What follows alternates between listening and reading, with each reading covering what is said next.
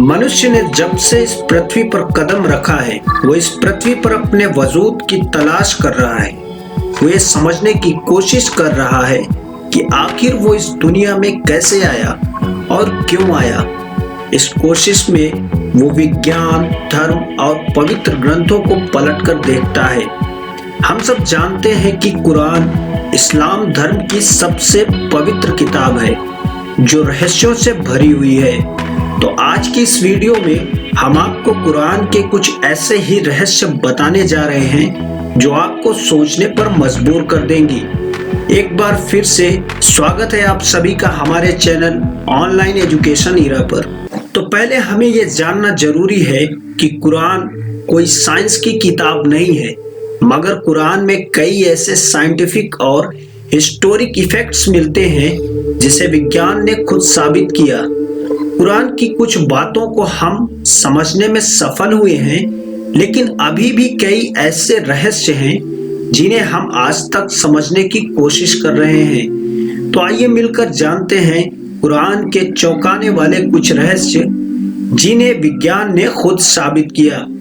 Number 1, the mountains, पहाड़। कुरान हमें पहाड़ों के खास पहलू से रूबरू करवाता है और कहता है कि क्या हमने दुनिया को आराम करने वाली जगह नहीं बनाया और पहाड़ों को धरती का खूंटा नहीं बनाया। कुरान हमें बताता है कि पहाड़ों की जड़ें धरती में बहुत गहराई तक हैं और असल में भी ऐसा ही है। पहाड़ धरती में काफी गहराई तक गड़े होते हैं।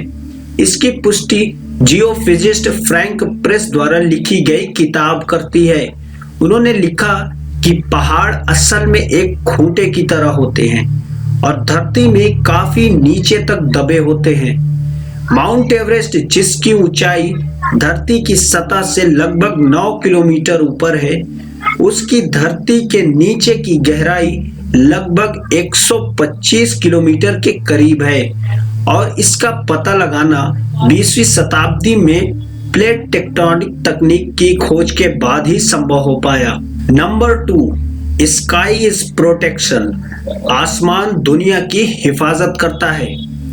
कुरान हमें आसमान को समझाने के लिए कहता है कि हमने आसमान को तुम्हारे लिए एक हिफाजती छत बनाया है और तुम हमारे इशारों को नजरअंदाज कर रहे हो।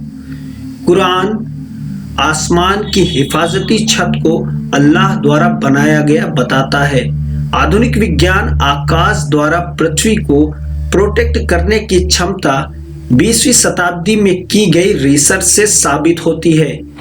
पृथ्वी को सूर्य की हानिकारक किरणों से बचाने में आसमान एक अहम रोल निभाता है। अगर आसमान नहीं होता तो सूर्य की रेडिएशन पृथ्वी पर सब कुछ जलाकर खाक कर चुकी होती। आसमान पृथ्वी के चारों ओर एक लिपटे हुए कंबल की तरह है जो पृथ्वी को जमाने वाली ठंड से भी बचाता है। आकाश के ऊपर का तापमान लगभग -270 डिग्री सेल्सियस होता है। आकाश पृथ्वी पर ग्रीन हाउस इफेक्ट पैदा कर यहाँ जीवन को सूर्य के रेडिएशन और अंतरिक्ष की जमा देने वाली ठंड दोनों से ही बचाता है। नंबर 3, ओरिजिन ऑफ लाइफ, जीवन की उत्पत्ति। हम सभी जानते हैं कि पानी जीवन के लिए सबसे जरूरी तत्व है। कुरान इसी विचार में असाधारण दावा करता है। कुरान कहता है कि जिंदगी पानी में पैदा हुई है। पानी को पृथ्वी पर जीवन की उत्पत्ति के लिए मूल तत्व माना गया है। इसकी पुष्टि इस बात से होती है कि पृथ्वी पर रहने वाले समस्त प्राणियों के सेल्स या कोशिकाएं पानी से बनी होती हैं। मिसाल के लिए किसी भी जंतु का कोशिकाएं या साइटोप्लाज्म का 80% भाग पानी से बना होता है।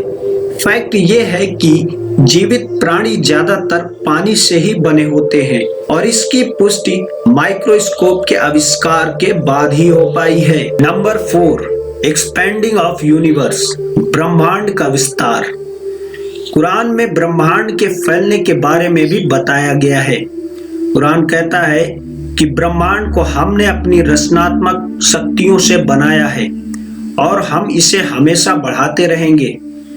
ये रहस्य हम पिछली सदी में ही जान पाए हैं, जब महान फिजिस्ट सर स्टीफन हॉकिंस ने अपनी किताब a brief history of time में बताया कि ब्रह्मांड निरंतर बढ़ रहा है।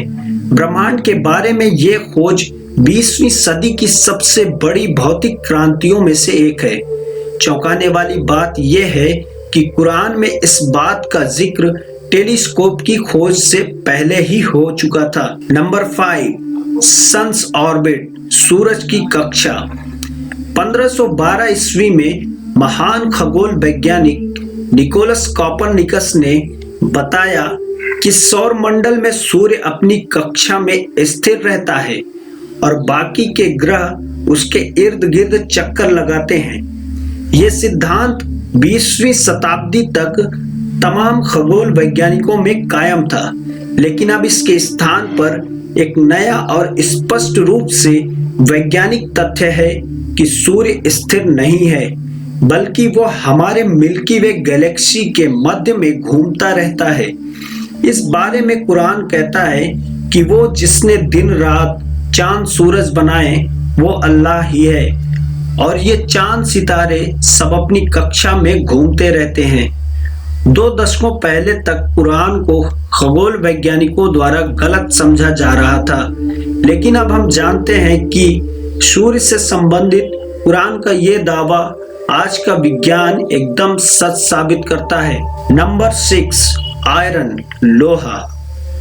लोहा प्राकृतिक रूप से पृथ्वी पर पाई जाने वाली धातु नहीं है, ये पृथ्वी पर अंतरिक्ष से आया है।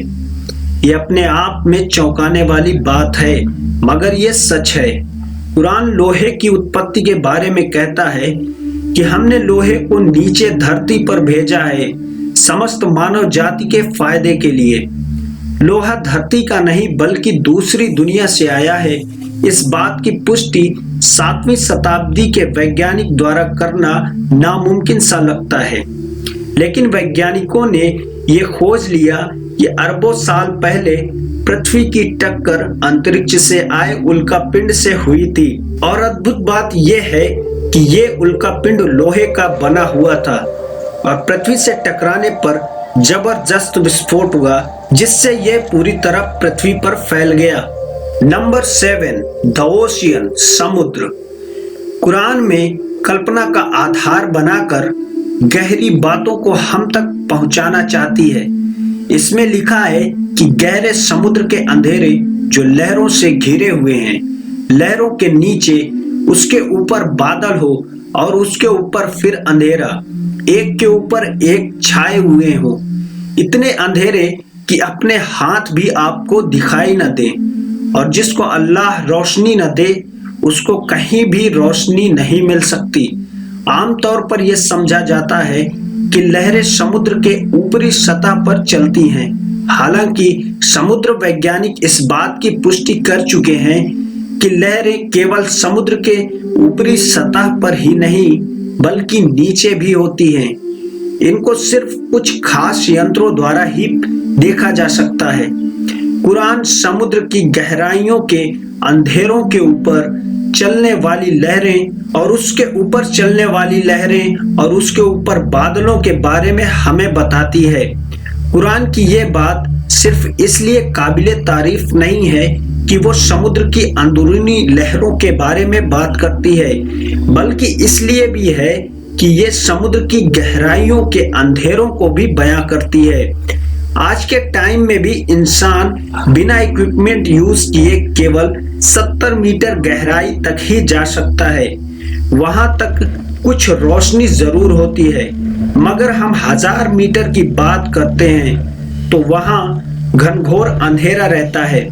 कुछ 1400 साल पहले ये सब पता लगाना कैसे मुमकिन हुआ, ये अपने आप में एक रहस्य है। तो दोस्तों, ये थी कुरान से जुड़ी कुछ शॉकिंग फैक्ट्स।